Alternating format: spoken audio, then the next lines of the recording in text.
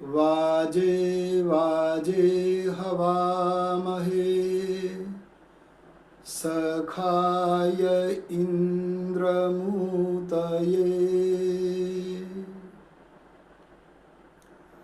आदरणीय पवित्र आत्माओं, आज श्रावण कृष्णा दशमी 21 जून के दिन सारा विश्व योग दिवस का आयोजन कर रहा है। आर्यावर्त देश, जिसे आजकल भारत कहते हैं, उसके प्रधानमंत्री श्रीमान नरेंद्र मोदी जी ने एक समय भारत की ओर से संयुक्त राष्ट्र महासभा में 21 जून को योग दिवस मनाने का प्रस्ताव रखा था, जिसे संयुक्त राष्ट्र महासभा में तत्काल स्वीकार कर लिया गया। तब इस प्रस्ताव को 177 देशों ने न केवल अपना समर्थन ही दिया, अपितु वे इसके सह प्रायोजक भी बने थे। संयुक्त राष्ट्र महासभा में पहली बार किसी प्रस्ताव को इतना बड़ा समर्थन प्राप्त हुआ था।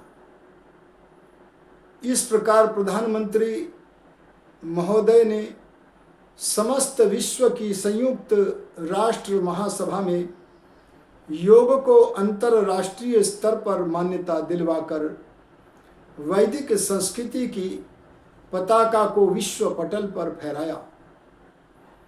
विश्व में योग दिवस के दिन योग संबंधी कार्यक्रमों की अब निरंतर उन्नति होती चली जा रही है। आज योग दिवस का दिन सौर दृष्टि से यदि देखें तो सबसे बड़ा दिन है समय की दृष्टि से।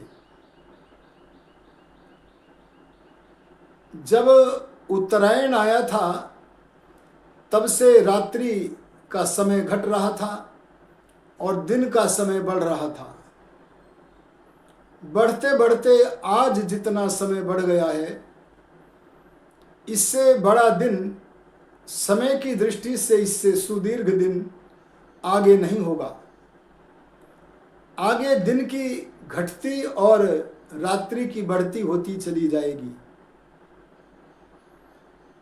इस बड़े दिन को सोच समझ करके योग दिवस के रूप में रखा, क्योंकि योग का कार्य ही सबसे बड़ा कार्य है। योग के तुल्य संसार में कोई बड़ा कार्य नहीं है। आज हम जब विश्व पटल पर विभिन्न देशों में योग के कार्यक्रमों को देखते हैं तो उन कार्यक्रमों को दृष्टिगोचर करते हुए ऐसा प्रतीत होता है जैसे कि मानो सब लोग स्वास्थ्य दिवस का आयोजन कर रहे हैं। स्वास्थ्य बनाना बहुत अच्छा कार्य है। नवयुग प्रवर्तक महर्षि दयानंद सरस्वती जी ने संसार के उपकार के लिए जहां आत्मिक व सामाजिक उन्नति को करना बताया है, आवश्यक बताया है, वहां इनसे भी पहले शारीरिक उन्नति को करना बताया है। शास्त्रों में कहा है, शरीर माध्यम खलु धर्म साधनम।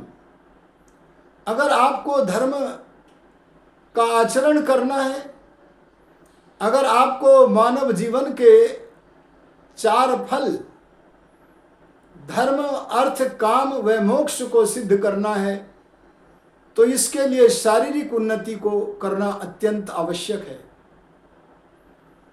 तो स्वास्थ्य रक्षा के लिए जो लोग ये कर रहे हैं वह गलत नहीं है, लेकिन योग को जिस पूर्ण रूप में हम जान सकते हैं, स्वास्थ्य दिवस कार्यक्रम के रूप में ही इसे मनाकर हम योग को नहीं जान पा रहे हैं। आवश्यकता इस योग दिवस के अवसर पर अपने जीवन के लक्ष्य को समझने की है। आवश्यकता इस योग दिवस पर योग को समझने की है। महर्षि व्यास जी कहते हैं योगः समाधि, समाधि का नाम योग है। एक मनुष्य जिस समय अपने मन को किसी स्थान पर एकाग्र कर लेता है 3 मिनट से अधिक, तब समझ लेना कि वह योग के धारणा नाम के अंग को सिद्ध करने की स्थिति तक पहुंच रहा है। और वही धारणा की एक तांता यदि बनी रहे, लगातार सदृश प्रतीति बनी रहे और इतने समय तक बनी रहे कि 15 मिनट से अधिक समय तक मनुष्य के मन में एक वस्तु के अतिरिक्त अन्य कोई विलक्षण वृत्ति प्रविष्ट ही न करे, उस स्थिति का नाम है ध्यान की ओर प्रवेश कर रहे हैं। और इसी प्रकार ध्यान को बढ़ाते बढ़ाते, अरे पूर्ण पुरुषार्थ करते करते, जीवन को सात्विक बनाते बनाते, अगर हम ध्यान को इतना आगे बढ़ा लें कि हम 3 घंटे से भी अधिक समय तक अपने मन को किसी एक वस्तु पर टिकाने में समर्थ हो जाएं, एक वस्तु के अतिरिक्त किसी अन्य वस्तु पर मन जावे ही ना, इस अवस्था को यदि हम प्राप्त कर लें तो इसका नाम है एकाग्र अवस्था, संप्रज्ञात अवस्था। यदि 3 घंटे से भी अधिक समय तक मन आत्मा के नियंत्रण में आ जावे तो समझ लेना कि आत्मा मन का दास नहीं है, अपितु मन का स्वामी बन गया है। इससे पहले तो मन स्वामी प्रतीत होता था, आत्मा मन का अनुसरण करते हुए उसका दास ही प्रतीत होता था। और यह आत्मा रूपी दास बारंबार बोलता था, अपने कर्तव्य कर्मों से विचलित होकर के बोलता था, मन नहीं मानता क्या करें। लेकिन मन को एकाग्र करना, अपने नियंत्रण में लेना, इसका नाम है योगाभ्यास। और ये स्थिति हमें जब प्राप्त होती है तो उसका नाम समाधि है। समाधि 2 प्रकार की होती है। एक समाधि होती है जिसमें संप्रज्ञान होता है, अच्छी प्रकार से उत्तमता के साथ, प्रकृष्टता के साथ, प्रकृति से लेकर के सारे प्राकृतिक पदार्थों का ज्ञान समाधि में जिसे प्राप्त होता है, चर्म चक्षुओं से नहीं, इंद्रियों से नहीं, बल्कि समाधि में अपने मन की एकाग्रता से, परमात्मा के सान्निध्य से, उसकी कृपा वृष्टि से प्राप्त होता है। और इतना ही नहीं, अपितु उस संप्रज्ञात समाधि में इसे अपना भी प्रज्ञान हो जाता है, संप्रज्ञान हो जाता है, आत्म साक्षात्कार कर लेता है।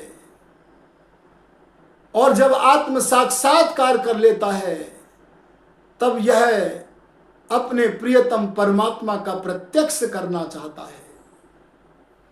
आजकल बहुत से लोग योग से अत्यंत दूर होने के कारण अज्ञानता से कहा करते हैं, अजी भगवान का प्रत्यक्ष किसने किया है। परंतु यदि आपने दर्शन ग्रंथों को पढ़ा, अरे उपनिषदों को पढ़ा, अरे आधुनिक काल के महाराज महर्षि दयानंद सरस्वती को पढ़ा, तो वे समाधि से उठ करके भगवान का प्रत्यक्ष करके, भगवान का साक्षात्कार करके, भगवान से जो जानना चाहते हैं उसे जान करके समाधि से उठकर प्रसन्न होकर बोलते हैं, त्वमेव प्रत्यक्षम ब्रह्मासि, त्वामेव प्रत्यक्षम ब्रह्म वदिष्यामि। हे प्रभो, इंद्रियों से अगम्य हो, अगोचर हो, लेकिन मैं तो समाधिस्थ योगी आपको ही प्रत्यक्ष ब्रह्म कहूंगा। त्वामेव प्रत्यक्षम ब्रह्म वदिष्यामि, आपको ही मैं प्रत्यक्ष ब्रह्म कहूंगा, तू प्रत्यक्ष ब्रह्म है। भगवान का साक्षात्कार संप्रज्ञात समाधि से ऊपर उठकर, जिसका नाम है असंप्रज्ञात, जिसमें किसी का ज्ञान नहीं होता, अरे जब मन में एक वस्तु का ज्ञान रहता है, एक वस्तु की विद्यमानता रहती है, उस समाधि का नाम संप्रज्ञात समाधि है। लेकिन जब मन में एक भी वस्तु विद्यमान न हो, अरे मन निर्विषय हो जाए, उस निर्विकल्पक असंप्रज्ञात समाधि को ईश्वर प्राप्ति का साधन बताया है। उस समय वर्षमीशवः, परमात्मा का आनंद की वर्षा होती है, भगवान के ज्ञान से वो तप्रोत रहता है। इसलिए हमें योग के अवसर पर असंप्रज्ञात समाधि तक पहुंचना है, ऐसा लक्ष्य बनाना चाहिए।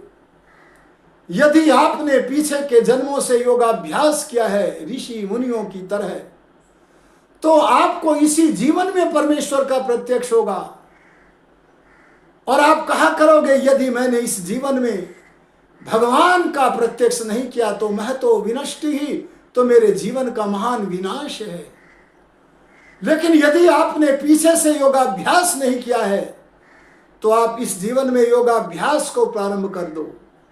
अरे जो कार्यक्रम आपको करना ही पड़ेगा, अरे जिसके लिए आपको ये संसार मिला ही है, भोगापवर्गार्थम दृश्यम, यह संसार हमारे कृत कर्मों के सुख दुख रूप फलों को भोगने के लिए और परमात्मा का प्रत्यक्ष करके मोक्ष प्राप्त करने के लिए मिला है। आपने यदि इस जीवन में योग करके परमात्मा के प्रत्यक्ष करने का कार्यक्रम न बनाया, तो आगे बनाना पड़ेगा। ये तो आवश्यक है, बनाना पड़ेगा। ये तो आत्मा का लक्ष्य है। आत्मा न जाने कितनी बार परमात्मा का प्रत्यक्ष करके मोक्ष को प्राप्त किया है। उन संस्कारों के कारण एक न एक जीवन में आपको अपना लक्ष्य बनाना पड़ेगा। तो क्यों ना हम आज योग दिवस के अवसर पर ही यह संकल्प लें और अपने संकल्प की पूजा करें कि हमें भगवान का प्रत्यक्ष करना है। अगर हमने इसी जीवन में संकल्प लिया है, तो मुक्ति चाहे इस जीवन में न मिले, लेकिन आगे के जीवन में मिलेगी। अनेक जन्म संसिद्ध ततो याति परांगतिम। अरे ये योग, अरे ये मोक्ष की सिद्धि एक जन्म का पुरुषार्थ का परिणाम नहीं है, अनेक जन्मों में सिद्ध होगा। इसलिए अच्छे कार्य के लिए विलंब न करें। हम कल की उपासना न करें। सारा संसार कल की उपासना कर रहा है, हमें आज की ही उपासना करनी चाहिए, ऐसा महर्षि याज्ञवल्क्य कहते हैं। इसलिए आओ योग की तरफ बढ़ो, समाधि की तरफ बढ़ो, मन की एकाग्रता को अभी अपना लक्ष्य बनाओ। अभी आप को अपना लक्ष्य मन की एकाग्रता को बनाना है। और जब मन की एकाग्रता आपकी हो जाए, संप्रज्ञान हो जाए, आत्म साक्षात्कार हो जाए, तो एक वस्तु को भी हटाकर असंप्रज्ञात समाधि की ओर कदम बढ़ाना पड़ेगा। आदरणीय पवित्र आत्माओं, यदि आपके मन में ईश्वर की तरफ बढ़ने की इच्छा है, तो इसके लिए जहां संध्या के 19 मंत्रों का पाठ प्रतिदिन प्रातः सायं करना है, और केवल पाठ मात्र करने से कुछ न बनेगा। एक एक मंत्र का पाठ करके उसके एक एक मंत्र के अर्थ के में अंदर गहराई में खो जाओ और व्यवहार काल में उस मंत्र के अर्थ से अपने जीवन को सजाओ और अपने मन को किसी एक स्थान पर ठहरा करके मन को युक्त करो। सत्व गुण को बढ़ाओ, विक्षेप को समाप्त करो, तमोगुण से उत्पन्न वासनाओं को समाप्त करो। ये ब्रह्म यज्ञ, ये योगाभ्यास चलना चाहिए। इसके लिए मैं आपके सामने एक क्रिया योग उपस्थित करता हूं। आज मैं केवल एक ही क्रिया योग, जो बड़ा महत्वपूर्ण क्रिया योग है, उसे उपस्थित करता हूं। उसे महर्षि पतंजलि ने नाम दिया है ईश्वर प्रणिधान। ईश्वर प्रणिधान किसे कहते हैं, इसका व्याख्यान करते हुए कहा है बड़े अच्छे शब्दों में महापुरुषों ने, आर्ष ज्योतियों ने कहा है। उन्होंने कहा, सर्व क्रियाणाम परम गुरावर्पणम तत्फल संन्यासो वा। सारी क्रियाओं को परम गुरु परमात्मा में अर्पित कर दो। परमात्मा को हम कैसी क्रियाएं अर्पित कर सकते हैं? क्या चोरी करने का कर्म, क्या झूठ बोलने का कर्म, क्या रिश्वत लेकर, उत्कोच लेकर किसी दरिद्र व्यक्ति को ठगने का कर्म, ऐसे गंदे कर्मों को क्या परमात्मा स्वीकार करेंगे? अरे क्या वे परमात्मा को देने के योग्य हैं? नहीं, परमात्मा तो शुद्ध है, अपाप विद्ध है, इसलिए परमात्मा के लिए ऐसे कर्म स्वीकरणीय नहीं है। उसे शुद्ध कर्म ही सर्व क्रियाणाम, सारी क्रियाओं को शुद्ध बनाओ और वे परम गुरु परमात्मा को अर्पित कर दो। और परमात्मा को वे कर्मों को जब अर्पित कर दिया, इसका अर्थ यह भी होता है, अरे ऋषियों ने जाना यह भी होता है कि वो कर्म जब दे दिए अपने पिता को, अरे परम पिता को, तो वे उसके अर्पित हो गए। अब उन कर्मों के फलों की इच्छा करने का अधिकार आपको नहीं है। आप यदि सकाम कर्म करते हैं तो कहां अपने वे कर्म परमात्मा को अर्पित किए हैं? अरे परमात्मा को तो वे ही कर्म अर्पित किए हुए माने जावेंगे जो सृष्टि नियम के अनुरूप कर्तव्य बुद्धि से परमात्मा की आज्ञा के भीतर रहकर किए जावेंगे। ऐसे निष्काम कर्मों को करता हुआ उन कर्मों को परमात्मा को पूर्णतया समर्पित कर देना और सदा आनंद में बने रहना, इसी का नाम ईश्वर प्रणिधान है। इसका व्याख्यान करते हुए महर्षि वेद व्यास जी ने बड़ा अच्छा कथन किया है, मैं उसे भी आपके सामने धरना चाहता हूं। उन्होंने बहुत ही अच्छा कहा है। ऋषि मुनियों का कथन तो ऐसा होता है जैसे कोई समुद्र में गोता लगावे, वहां से बहुमूल्य मोती प्राप्त करके ऊपर आवे। उन्होंने कहा है कि अगर आप ईश्वर प्रणिधान करना चाहते हैं तो उसके लिए आवश्यक होता है स्वस्थ होकर, संभल करके, आपको अच्छी प्रकार से संभल करके जितने भी वितर्क हैं, धर्म विरुद्ध आचरण है, उनका क्षय करते हुए, और संसार के जो बीज हैं, अरे वासनाएं हैं, अरे क्लेश अविद्यादि हैं, उनके क्षय की कामना करते हुए स्या नित्य युक्तो अमृत भोग भागी, वह नित्य परमात्मा से युक्त होता हुआ मोक्ष के भोग को प्राप्त करने का अधिकारी बनता है। इसलिए आओ ईश्वर को पूरी तरह समर्पित कर दें, एक एक क्रिया परमात्मा की आज्ञा में करें।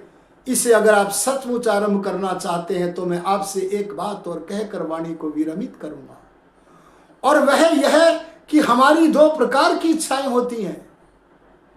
अरे जो पूर्ण योगी है उनकी तो एक ही होती है, लेकिन हमारी दो प्रकार की इच्छा होती है। एक इच्छा वासना रूप, जो हमने पिछले जन्म जन्मांतर में कर्मों से बनाई है, वो वासनाएं अपने अनुरूप हमें अपने कर्मों को करने के लिए विवश करती हैं। अगर हमारे संस्कार अच्छे हैं तो विद्या के संस्कार हैं तो विद्यावान बना देंगे, अरे ऋषि बनाने के संस्कार है तो ऋषि बना देंगे दयानंद की तरह। लेकिन यदि दुर्भाग्य से हमारे संस्कार दूषित हैं तो परमात्मा की ओर चलने वाला जो हमारा मार्ग है, उस मार्ग में विघ्न बन के, चट्टान बन के खड़े होंगे।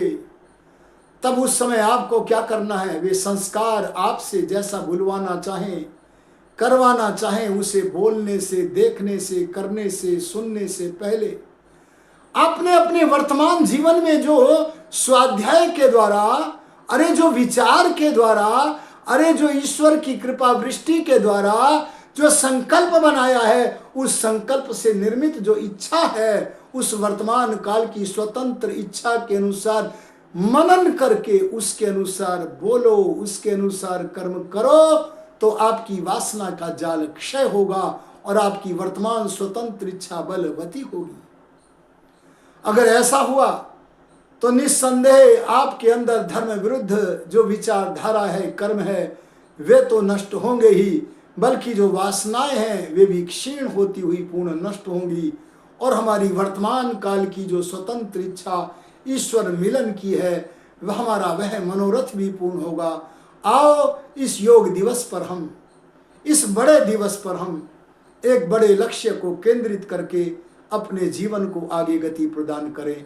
यदि ऐसा हुआ तो इस जीवन की सफलता होगी। इन्हीं शब्दों के साथ आप सभी को योग दिवस की कामना करते हुए भगवान आपको अभ्युदय और आनंद प्रदान करे, इस कामना को करते हुए वाणी को विरमित करता हूँ। ओम शम।